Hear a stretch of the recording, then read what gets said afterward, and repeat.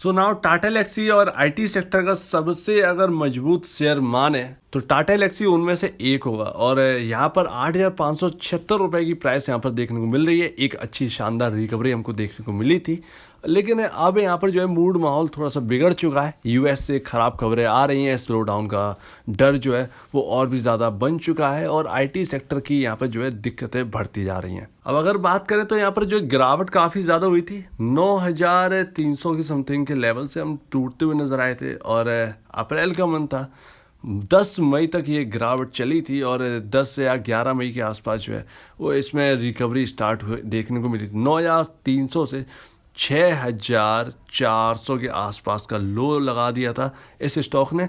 तो एक भारी भरकम जो है वो गिरावट हमको देखने को मिली थी। लगभग यहाँ पर 30% के आसपास की समथिंग यहाँ पर जो है गिरावट हमको देखने को मिल रही थी। और वो गिरावट जो है वो कुछ ही दिनों में यहाँ पर जो है बढ़ती हुई नज़र आई। इतनी तेज़ रिकवरी, इतनी फास्ट रिकवरी किसी भी आईटी स्टॉक में नहीं देखने को मिली थी। इसका कई सारे जो है वो रीज़न है। अब यहाँ पर जो है यूएस से ख़राब खबरें आ रही हैं, आईटी सेक्टर में काफ़ी ज़्यादा दिक्कत बढ़ रही है। क्या टाटा एल्क्सी का स्टॉक यहाँ पर गिरने वाला है या कोई एक ऐसी चीज़ है जो टाटा एल्क्सी के जो स्टॉक को बचाने का काम करने वाली है? तो एक भारतीय कंपनी और इसका काम अगर आपको पता हो तो मैंने आपको बता दिया था पहले ही, ये किसी भी चीज़ को एडवांस करने का दमखम रखती है। और आपका चाहे जो 4 व्हीलर है, जो इलेक्ट्रिक व्हीकल है, उसको एडवांस करने का काम हो या फिर इसके प्रोडक्ट मैनेजमेंट का काम हो, प्रोडक्ट मैन्युफैक्चरिंग का काम हो। प्रोडक्ट मैन्युफैक्चरिंग मतलब इंजीनियरिंग में एक डिज़ाइन तैयार करना, काफ़ी चीज़ें हैं जो अलग अलग टाइप की जो चीज़ें हैं वो टाटा एल्क्सी के अंदर आती है। तो एडवांस करने का काम जो है वो टाटा एल्क्सी का है। दूसरा आपका सबसे पॉपुलर काम है जिसकी वजह से टाटा एल्क्सी चला है, वो है सेमीकंडक्टर। जी हाँ, सेमीकंडक्टर जो है वो दूसरा पॉपुलर, सबसे ज़्यादा पॉपुलर काम है टाटा एल्क्सी का। और टाटा एल्क्सी टाटा की एक ऐसी कंपनी है जो कि सेमीकंडक्टर बनाती है। और टाटा है तो विश्वास है, तो मतलब यहाँ पर सेमीकंडक्टर में जो क्वालिटी मांगते हैं, जो दिक्कतें आई थी यूक्रेन के बाद, तो यहाँ पर टाटा एल्क्सी ने कहीं ना कहीं टाटा मोटर्स या बाकी कंपनीज की जो है वो अपने आप से मदद करी थी सेमीकंडक्टर के मामले में। तो अभी हम मान लेते हैं कि यहाँ पर जो है आईटी सेक्टर की दिक्कतें बढ़ने वाली है, यूएस से प्रॉब्लम आने वाली, यानी कि ऑर्डर जो है वो कम आएंगे। अब ऑर्डर कम मिलेंगे तो कमाई साफ सी बात है घटेगी, प्रॉफिटेबिलिटी घटेगी। तो टाटा एल्क्सी या बाकी अदर जो कंपनीज है आईटी सेक्टर की, उनमें दिक्कत आने वाली है। लेकिन अब मामला दूसरा है। अब दूसरे हम सेमीकंडक्टर के ऊपर बात करेंगे जो कि किसी के पास नहीं है, केवल वेदांता के पास। और यहाँ पर जो है वेदांता के पास सेमीकंडक्टर बनाने का काम और है, कंपनी खरीद रखी है उन्होंने, वेदांता ने, जो हमारे यहाँ लिस्ट है। तो यहाँ पर बात करेंगे यूक्रेन की। तो यूक्रेन की वजह से जो सेमीकंडक्टर, जो चिप्स में प्रॉब्लम आई थी, तो कहीं ना कहीं वो चिप्स की प्रॉब्लम ना कभी यहाँ पर जो है अभी कुछ टाइम तक ख़त्म नहीं होने वाली है। चिप शॉर्टेज रहेगी तो चिप की डिमांड रहने वाली है, साफ सी बात है। और डिमांड रहने वाली है तो ये काम बंद नहीं होने वाला है, इस काम पर कोई फ़र्क पड़ने वाला है नहीं। और टाटा एल्क्सी आपका क्या काम करती है? सेमीकंडक्टर भी बनाती है।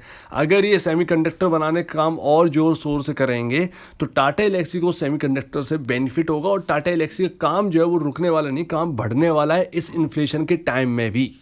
तो एक सेमीकंडक्टर ही है जो कि टाटा एल्क्सी के स्टॉक को बचा सकती है। इसीलिए कहीं ना कहीं हमको जो है एक तेज रिकवरी देखने को मिली थी, 30% के आसपास, 27 से 30% के आसपास हमने स्टॉक को गिरते हुए देखा। और उसके बाद तुरंत यहाँ पर जो है 4 से 5 दिन में ऐसी तेज रिकवरी आई जो कि बाकी आईटी सेक्टर के स्टॉक्स में नहीं थी। अब ये कितना ज़्यादा यहाँ पर जो है करने वाले हैं, कैसे करने वाले हैं, कब करेंगे, अपनी प्रोडक्शन को कैसे बढ़ाएंगे या सेमीकंडक्टर किस तरीके से देखते हैं, ये टाटा एल्क्सी के मैनेजमेंट के ऊपर है। और एक बात तो पक्की, इस इन्फ्लेशन के दौर में आपकी जो चिप शॉर्टेज की जो डिमांड है, मतलब चिप शॉर्टेज जो हो रही है, चिप की जो डिमांड है वो कम नहीं होने वाली, वो बढ़ने ही वाली है। तो एक बेनिफिट यहाँ पर जो है टाटा एल्क्सी के हाथ लग सकता है। तो एक आईटी सेक्टर को हम समझ लिया कि आईटी में जो काम है वो कहीं ना कहीं स्लो डाउन आ सकता है, ऑर्डर कम हो सकते हैं। लेकिन एक सेमीकंडक्टर जो है जहाँ पर ऑर्डर बढ़ सकते हैं। तो दोनों ही, एक नेगेटिव है एक पॉजिटिव है, देखते हैं कि आगे क्या होता है। अब यहाँ पर जो है मार्केट कैप 53,547 करोड़ का है। मार्केट कैप भी अर्निंग के हिसाब से ज़्यादा है। अगर हम बात करें एनुअल अर्निंग की तो वो भी बहुत अच्छी आई थी। 2400 करोड़ के आसपास की नेट सेल है और 560 करोड़ के आसपास का एनुअल प्रॉफिट निकाल के दिखाया 2022 मार्च की अभी जो रिपोर्ट आई थी उसके हिसाब से। इवन यहाँ पर अगर आप देखें 2022 मार्च के जो शेयर होल्डिंग पैटर्न है तो एफआईआई ने अपनी स्टेक जो है वो बढ़ाई है, 13.15% के आसपास पहुंचा दी है 11.93% से, और डीआईएस की थोड़ी सी स्टेक घटी है 5.55% से घटकर 4.94% की रह गई है, लेकिन इतनी ज़्यादा भी नहीं घट गई है कि यहाँ पर दिक्कत हो जाए। तो एफआईआई की तरफ से बढ़ रही है, डीआईएस की तरफ से हल्की सी कम हुई है, वही चीज़ है, सिमिलर वही बैठ जाती है यहाँ पर जो है अगर कैलकुलेट करें तो यहाँ पर कुछ इस तरीके से यहाँ पर समझ में आ रहा है। सेमीकंडक्टर एक इम्पॉर्टेंट रोल निभा सकता है टाटा एलेक्सी में आगे, इसीलिए लोग इन्वेस्ट कर रहे हैं टाटा एलेक्सी में, क्योंकि दूसरा कोई ऑप्शन नहीं है। सेमीकंडक्टर का है लेकिन वो उतनी क्वालिटी वाला नहीं है, कैसा बनाते हैं टाटा पर विश्वास है कि हाँ भैया सेमीकंडक्टर बनाएंगे तो ये एक अच्छा खासा सेमीकंडक्टर बना के क्वालिटी वाला देंगे। देखते रहिए टाटा एलेक्सी पर। आईटी में तो दिक्कत है, अब ये दिक्कत हमको मंडे से यानी कल के दिन से समझ में आएगी, और कल के दिन हमें ये देखना है कि पूरा आईटी सेक्टर कैसे रिएक्ट करता है और टाटा एलेक्सी उसमें कैसे रिएक्ट कर रहा है। निचले स्तरों में ध्यान रखिएगा, अगर जाता है तो 7000 पर एक सपोर्ट बन सकता है। और एक बात है यहाँ पर और निकल के आती है कि पिछले बार जब गिरावट हुई तो हम 6400 के लेवल हमने देखे थे और 6400 पर ही ये घूम गया, ठीक है ना, 6400 से ही ये घूम गया।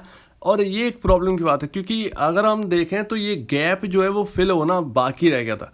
डर ये है कि अगर गिरावट आती है तो क्या ये टाटा एलेक्सी का शेयर क्या ये गैप फिल करने आएगा।